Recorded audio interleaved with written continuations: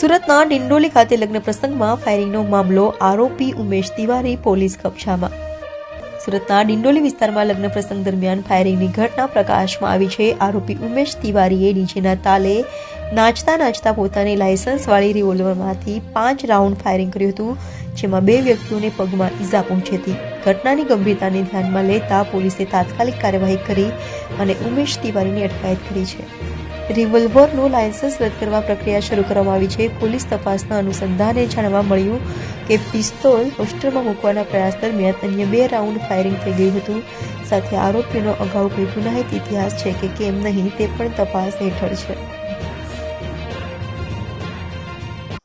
ગઈકાલે રાતના 11:15 ની આસપાસ ડિંડોલીમાં સાંઈ શક્તિ સોસાયટી છે। આ સોસાયટીમાં એક ફાયરિંગની ઘટના બની હતી, જે અનુસંધાને પોલીસે તરત જ એફઆઈઆર નોંધી હતી। એફઆઈઆર નોંધીને આરોપીની શોધખોળ શરૂ કરી નાખી હતી અને તરત જ આરોપીને પોતાના હિરાસતમાં લઈ લીધો છે પોલીસે, અને એના ઉપર કાર્યવાહી પણ કરવામાં આવી રહી છે। અત્યારે પોલીસે જે ઘટના બની છે એમાં બીએનએસની કલમ ઉમેરી અને ગુનો દાખલ કર્યો છે। સાથે સાથે આર્મ્સ એક્ટની કલમો પણ ઉમેરવામાં આવી છે। આ સાથે જે બનાવ બન્યો છે એમાં હકીકત એ મુજબ છે કે એક વ્યક્તિ કે જેનું નામ ઉમેશ તિવારી છે, એ પોતે લાયસન્સ ગન ધરાવે છે। એ લાયસન્સ વેપન લઈ અને પોતે ગઈકાલે એના ભત્રીજા કે કોઈ એના રિલેટિવના મેરેજ હતા, એ મેરેજમાં એને ડાન્સ કરતી વખતે ફાયરિંગ કર્યા હતા। 3 રાઉન્ડ હવામાં ફાયર કર્યા હોવાનું અત્યારે જે અમને સીસીટીવી મળ્યા છે એ મુજબ જાણવા મળે છે। અને ત્યારબાદ બીજી 1 કે 2 મિનિમમ 1 અને વધુમાં વધુ 2 રાઉન્ડ થયા ફાયર એવું અત્યારે જણાય છે, જેમાં 2 વ્યક્તિઓની ઈજા થઈ છે।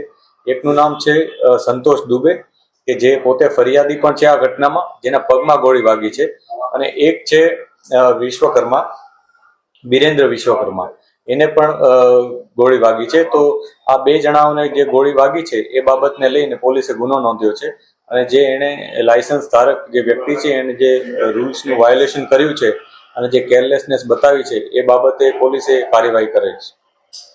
ગુનો નોંધ્યો છે, કઈ કલમે તમને શું સજાની જોગવાઈ છે?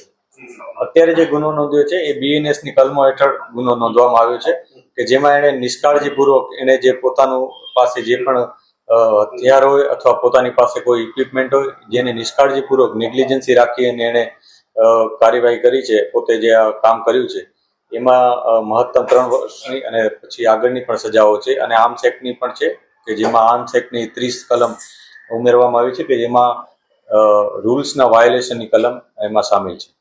સર, ફાયરિંગની એફઆઈઆર કોપીમાં એવું લખાયું છે કે હથિયાર સરખું કરવા જતા કોઈ કારણસર ફાયરિંગ, પરંતુ સીસીટીવીમાં સ્પષ્ટ દેખાય છે કે હવામાં ફાયરિંગ કરે છે અને ફાયરિંગથી લોકો ઇજાગ્રસ્ત થાય।